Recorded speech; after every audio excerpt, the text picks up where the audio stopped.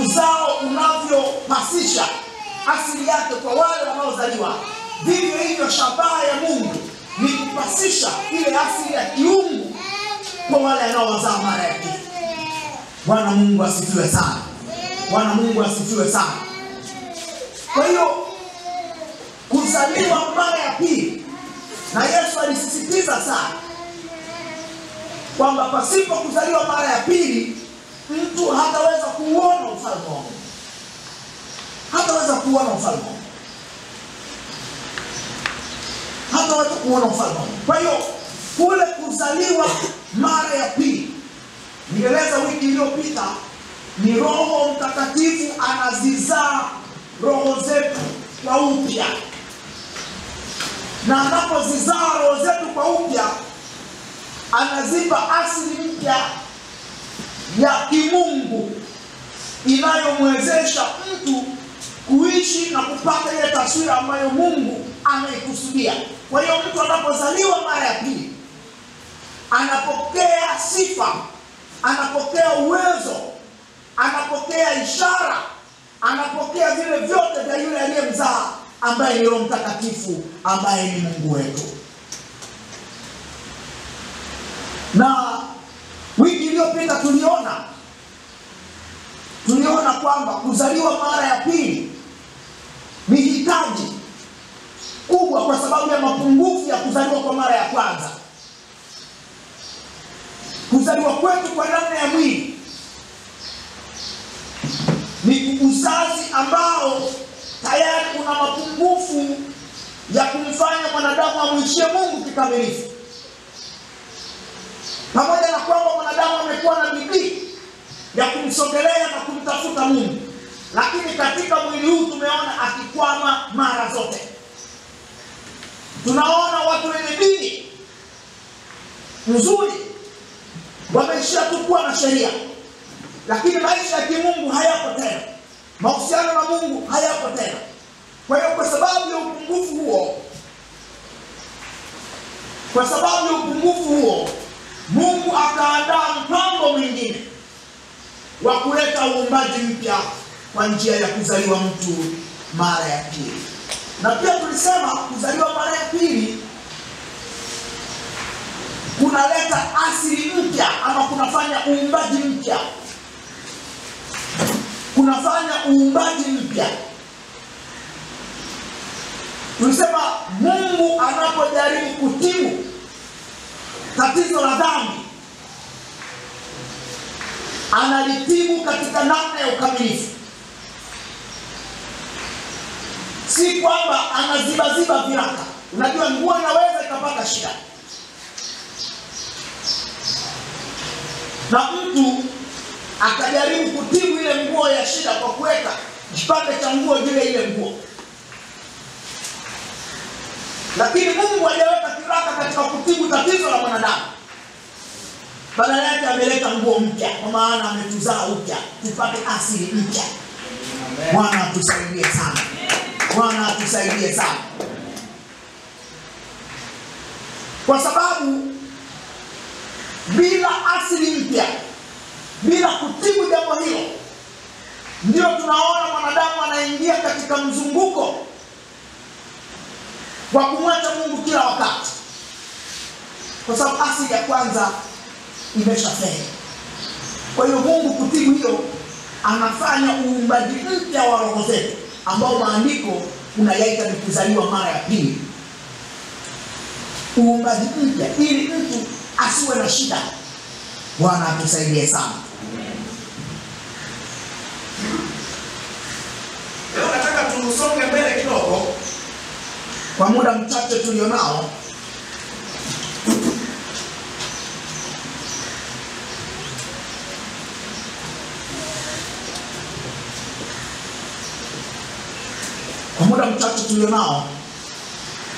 Na dondoo ya tatu ambayo ninaendelea nayo leo inasema kuzaliwa upya ama kuzaliwa mara ya pili kunatuwezesha kuwa washiriki wa baraka ama mambo ya roho. Kuzaliwa mara ya pili Msomaji anaweza kusoma Petro wa kwanza sura ya kwanza mstari wa 23 hadi ule wa 25.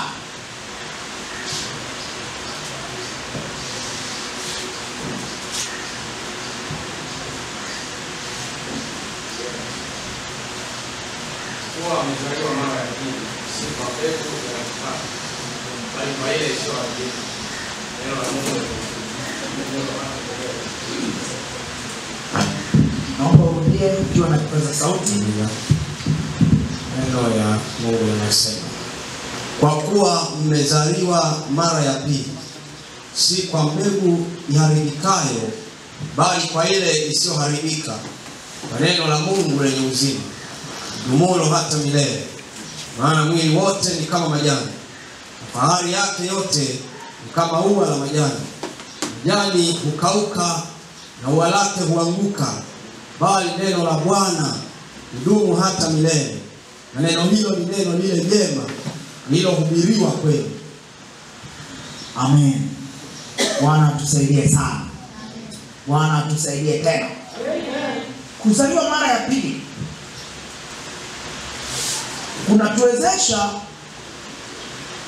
kuwa washiriki wa baraka ama za mambo ya rohoni. Watu wa Mungu, ni vizuri kufahamu ulimwengu wa roho ni halisi. Uko ulimwengu wa roho ambapo katika ulimwengu huo viumbe visivyo na mwili ndio vinaenenda katika huo ulimwengu wa roho. Ni halisi. Ulimwengu huo ambao uko na malaika ni ulimwengu halisi. Wako wazee 24 ni ulimwengu halisi. Hao wote ni viumbe vya roho, viumbe visivyo na mwili. Wako malaika huko, wako wenye uhai, wako wazee wanatajwa katika maandiko. Lakini hata Mungu mwenyewe yuko katika ulimwengu wa roho. Lakini bila kusahau hata mapepo, malaika walioasi wako katika ulimwengu wa roho. Hivi vyote ni viumbe halisi ambavyo vimeumbwa na Mungu na vinatenda kazi. Na kwa asili ya uumbaji wake, viumbe hivi unapochunguza maandiko utakuja kubaini vimejaliwa uwezo fulani unaozidi uwezo ule wa kawaida wa kibinadamu. Ndio maana katika ulimwengu wa roho wale wanaotenda katika giza wanaweza wakamdhuru mtu. Ndio maana katika ulimwengu wa roho mtu anaweza akapasua ukuta akatokea kwenye chumba cha mtu mwingine. Ndio maana katika ulimwengu wa roho malaika anaweza akakujia. Ndio maana katika ulimwengu wa roho adui anaweza akafanya mambo yake. Tunaona watu wanapata shida. Tunasikia habari za watu wanaosafiri usiku. Anaweza kukwambia, niliona mtu barabarani nikajaribu kumkwepa, shida ikatokea. Mwingine anakuambia, nilimuona nikamgonga, niliposimama sikukuta mtu. Haya si tu kwamba ni mauzauza, lakini viko viumbe roho. Na Mungu amemjalia mwanadamu kuwa kiumbe pekee mwenye uwezo wa kushiriki mambo ya rohoni akiwa katika mwili. Sasa ni kwa namna gani mtu wa Mungu anaweza kushiriki mambo haya? Ni lazima apate uwezo fulani. Wale ambao wanafanya mambo yao ya giza, ili aweze kutoka hapa kwenda Sumbawanga na Mwanza ndani ya dakika chache, lazima ajibadilishe. Kwa sababu kwa asili ya kawaida mwanadamu ana namna anavyotenda kazi, lakini zile nguvu za ziada ni mpaka mtu atoke katika ulimwengu huu awe katika ulimwengu mwingine mwenye uwezo unaopita uwezo huu wa kawaida. Sasa nikizungumza mambo haya ni kwamba hata katika ulimwengu wa roho,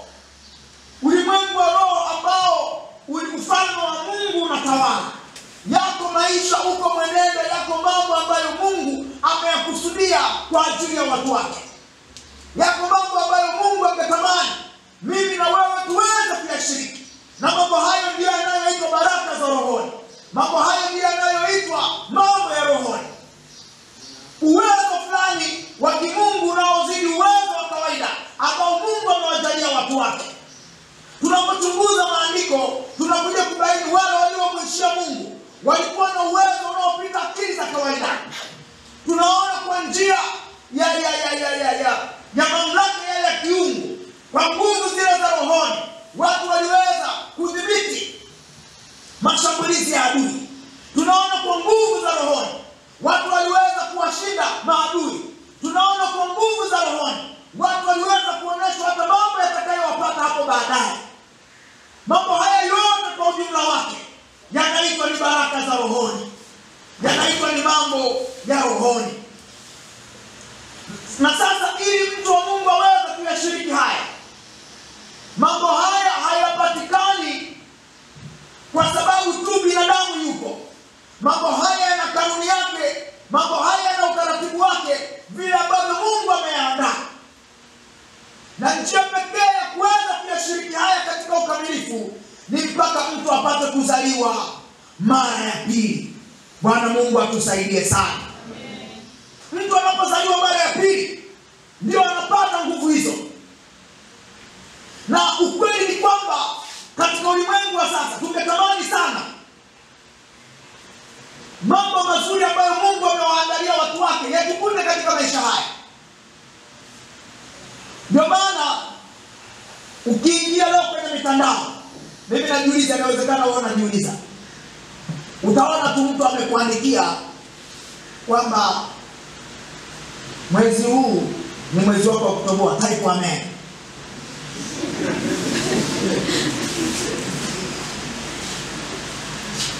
Kwamba ninakutamkia na ili mambo yanoge sana huwa yanawekwa kwa kizungu, na kutamkia financial breakthrough, yani mpenyo wa kifedha.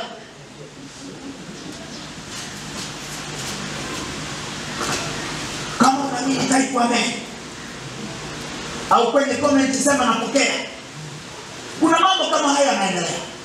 Sasa tukiachilia tu upotoshaji yanayofanyika huko, lakini hii ni ishara kwamba kuna mambo katika maisha yetu ya sasa tunayatamani yatokee, lakini chanzo chake ni rohoni.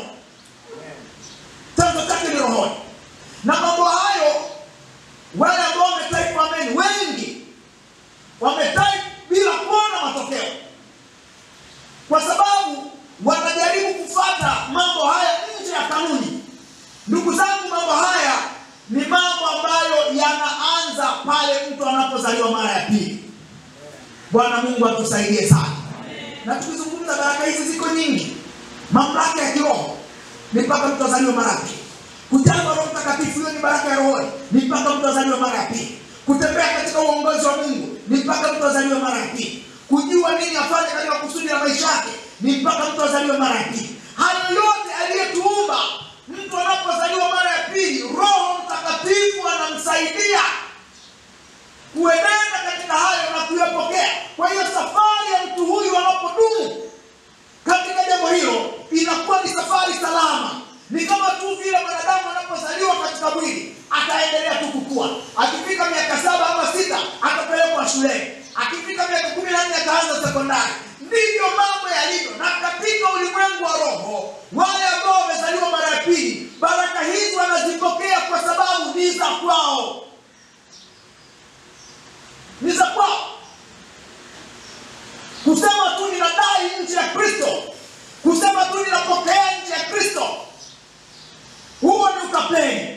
Na kama mtu atapokea, atapokea kwa nguvu nyingine, sio zitokazo juu kwa Mungu Baba Muumbaji. Kwa sababu hata wachawi wa Farao waliweza kutengeneza nyoka wa miujiza.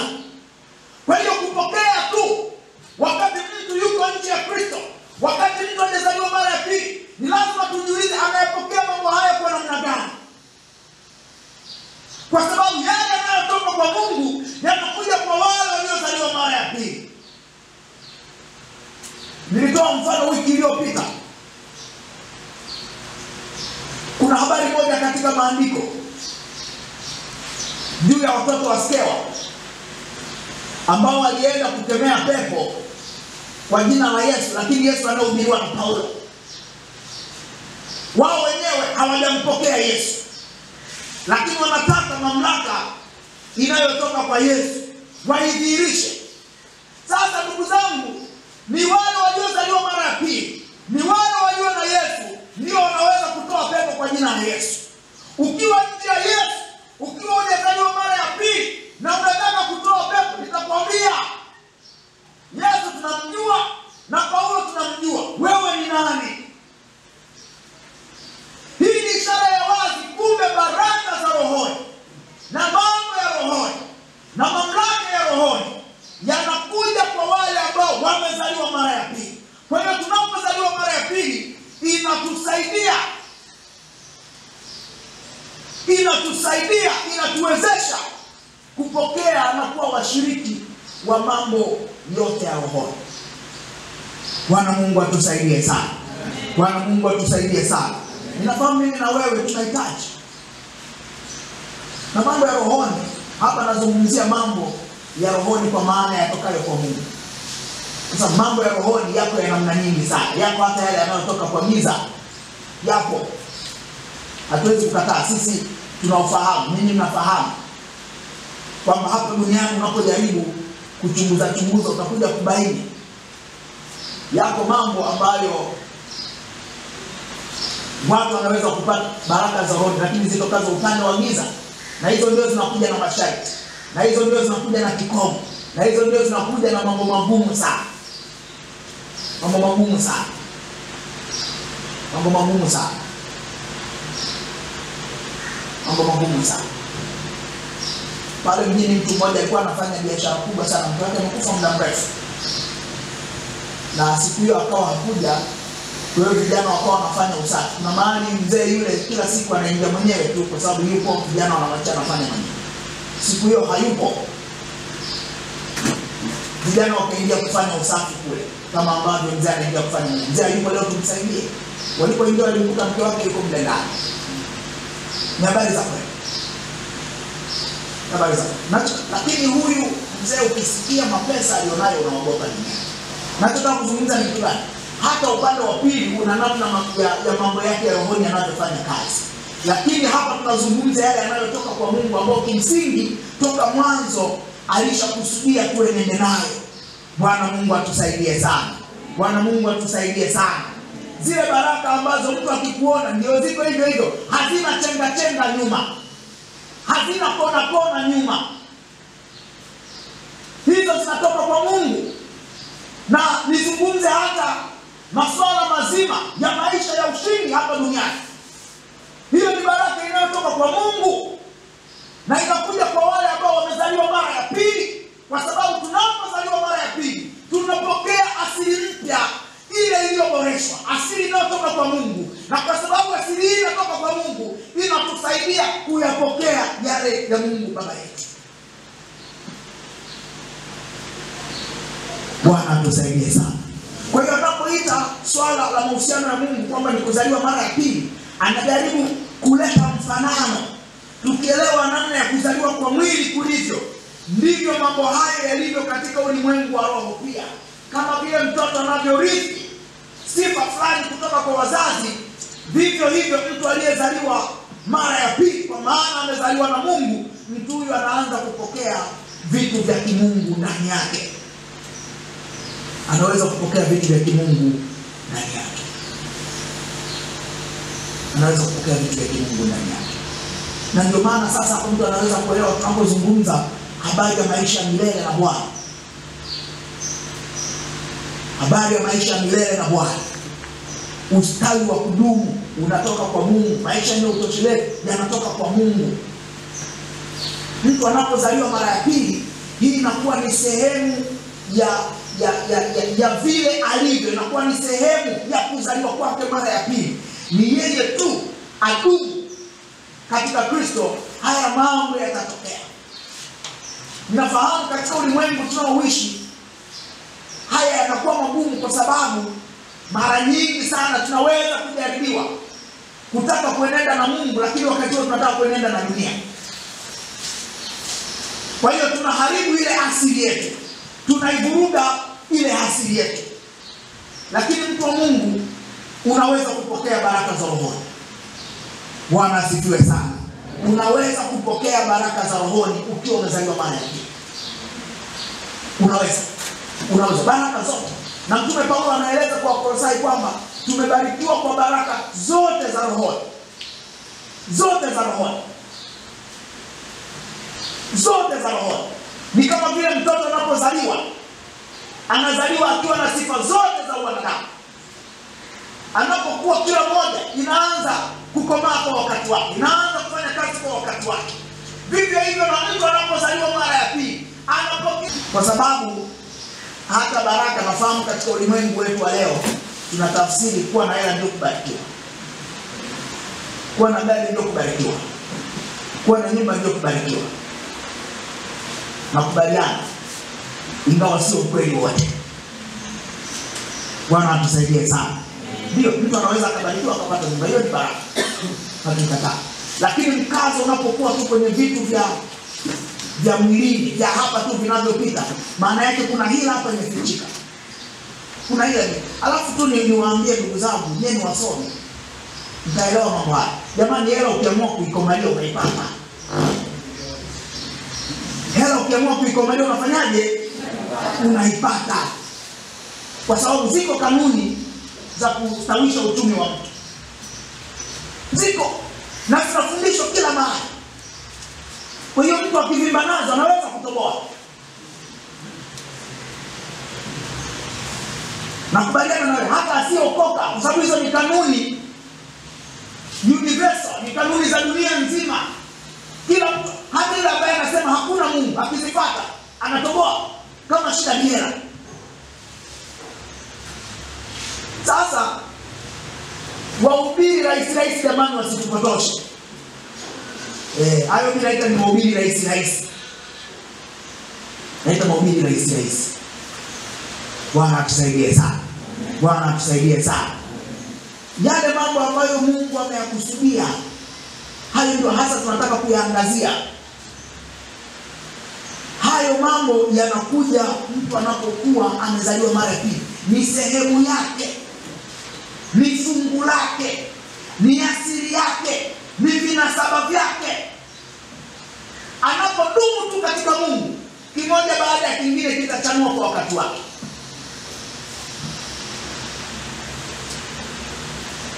Changamoto ambayo tunayo kwa wakati wetu ni kwamba makanisa mengi yameshageuka sura. Kwa makanisani pamekuwa ni kama mahali tu pa kukutana, kama chama kingine cha kijamii. Lakini tunahitaji tukija hapa tukutane na Mungu ili baraka zile ziendelee kustawisha na kuimarisha. Amen. Bwana atusaidie sana. Amen. Sisi baraka hatuzitafuti. Hatuzitafuti. Tumeshabarikiwa ndugu zangu. Tumeshabarikiwa. Mimi nakwambia, kama uamini leo, wewe umebarikiwa, asitaka kudanganya mtu. Amen. Ni matafsiri tu ya watu huko duniani ndio anatufanya tujione labda sisi ni wanyonge, sisi hatufai, sisi hatujabarikiwa. Sasa tuseme tu kama nataka gari, kuwa wazi, sasa mimi nataka gari, hakuna ubaya. Bwana tusaidie sana. Kwa hiyo sisi tumebarikiwa, ni kwa kuzaliwa mara ya pili tunawezeshwa kuwa washiriki wa baraka na mambo yote ya rohoni ambayo Mungu ametukusudia. Mungu ametukusudia. Mpendwa, ukikaa na Mungu na kudumisha mahusiano, amini usiamini, kuna utoshelevu unaotoka kwa Mungu ambao haulinganishwi na fedha, haulinganishwi na mali, haulinganishwi na majumba, haulinganishwi na vyote vinavyoonekana, haulinganishwi. Utoshelevu wa aina pekee sana. Tunaona kuna watu wana maisha ya kawaida, lakini maisha yenye ustawi mkubwa sana. Hiyo ni baraka inayotoka kwa Mungu. Mbio za mashindano za kuwa kama fulani, hizo ndio zinafanya tunaona kana kwamba Mungu atatubariki. Sio kweli, sisi tunabarikiwa ndugu zangu. Na ukikaa kujichunguza na kuhesabu na kuona ulikotoka, utaona mkono wa Mungu juu ya maisha yako. Na ukifuata uongozi wa Mungu, nataka nikuhakikishie katika maisha hapa duniani, utaishi katika utoshelevu usio na kikomo. Na hapa sizungumzii kurundikiwa mamani, nazungumzia utoshelevu ule ambao tunautafuta hapa duniani, ambao matajiri wameukosa, ambao wenye mali wameukosa. Kwa sababu dunia inatudanganya kwamba tukiwa na hela ndio tumekamilisha. Ni kweli hela tunaitaka, lakini hela haikamilishi mambo. Amini usiamini, haikamilishi.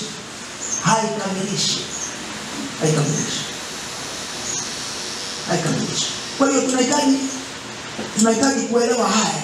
Sasa ule utoshelevu, ile baraka, ile hali ya kuridhika, ile hali ya kuwa na tumaini, ile hali ya kutokurudi nyuma, ile hali ya kutokukata tamaa, ile hali ya kuona kesho ni bora. Sio tu kwamba unaona kwa sababu ya kushawishi akili. Hilo hakikisho liko ndani yetu.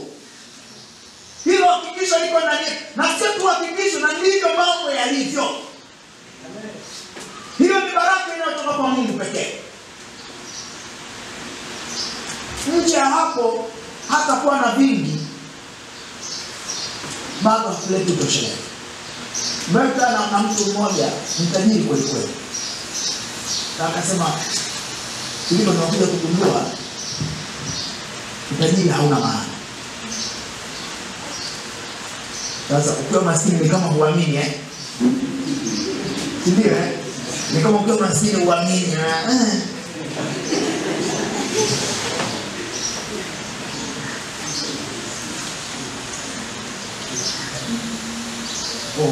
Lakini ndio hivyo. Anasema tu mimi natamani ningekuwa tu napata hela tu inaniwezesha kula, kusomesha watoto basi ingetosha. Ina hela kwa mimi. Na yenyewe ni stress nyingine.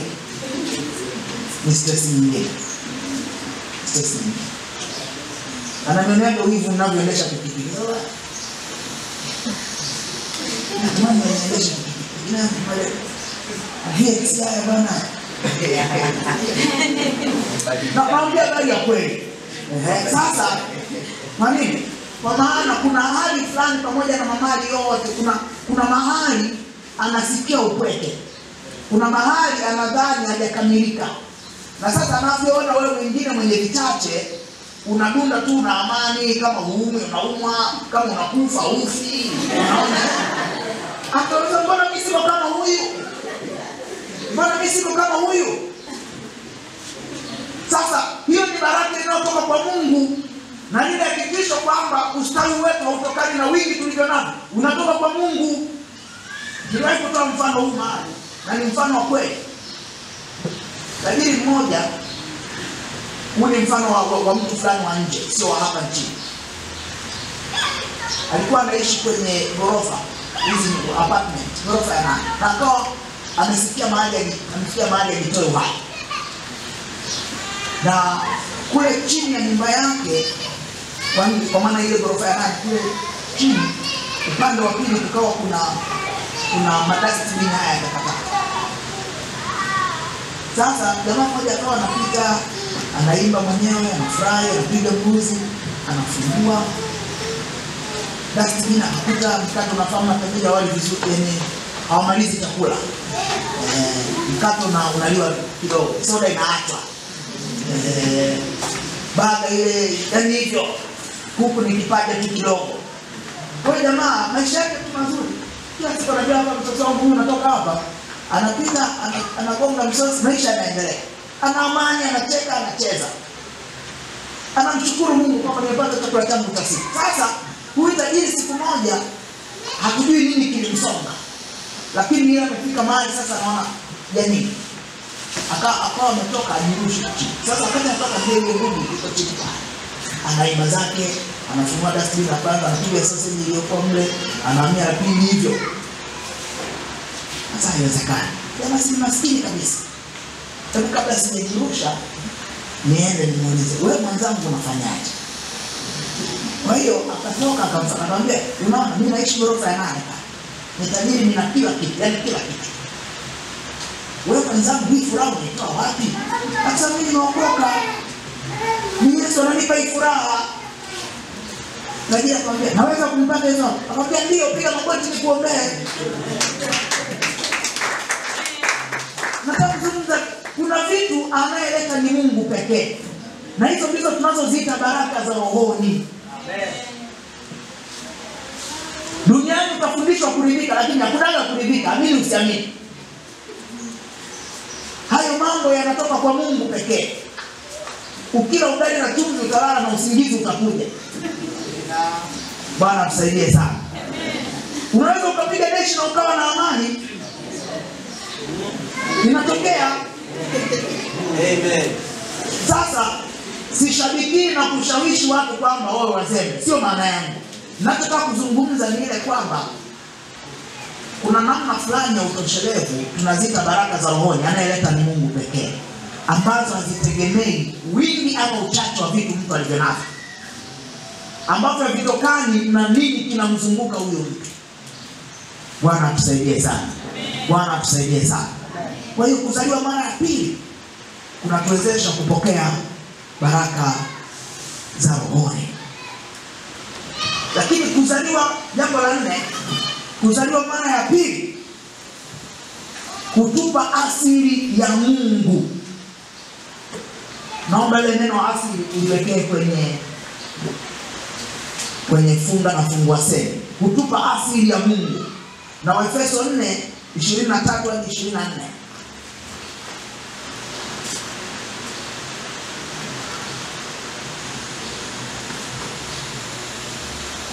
Waefeso 4:23 hadi 24. Biblia inasema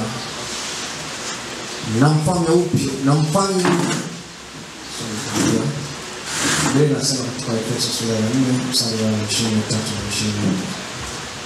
Na mfalme wapya katika roho ya niazee, mkavae utu mpya ulioumbwa kwa namna ya Mungu katika haki na utakatifu wa kweli.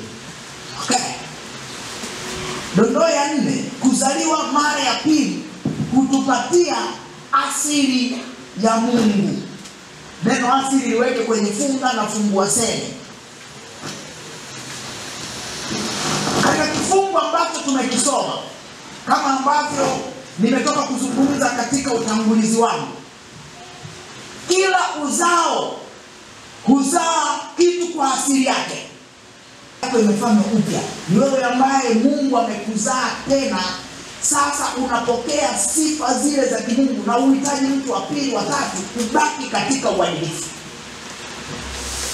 Uhitaji. Utakuwa mwadilifu mwenyewe hata ukiwa peke yako. Utakuwa mwadilifu mwenyewe hata ukiwa mtu anakuona.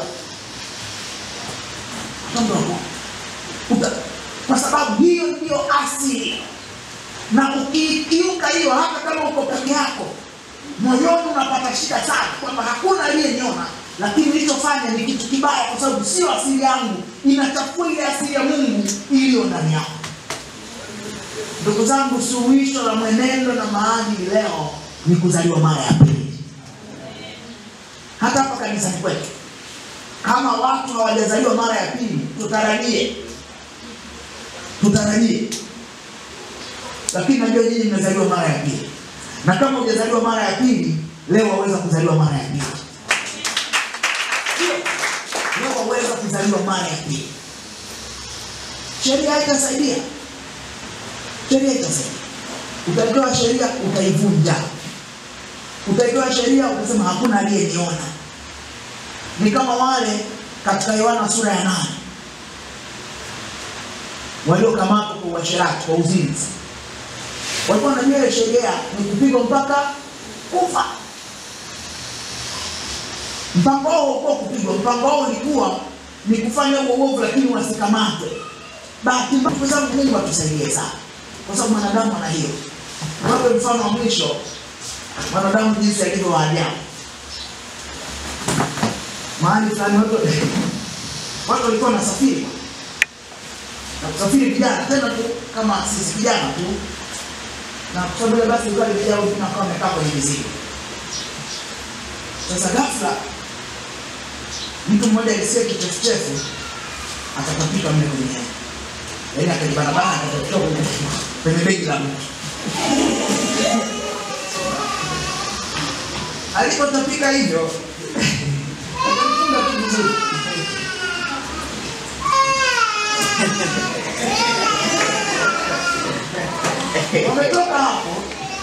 Mwenye begi lake analalamika. Watu bwana sio watu. Yaani watu. Jamani anaona watu sio watu. Kumbe ni yeye.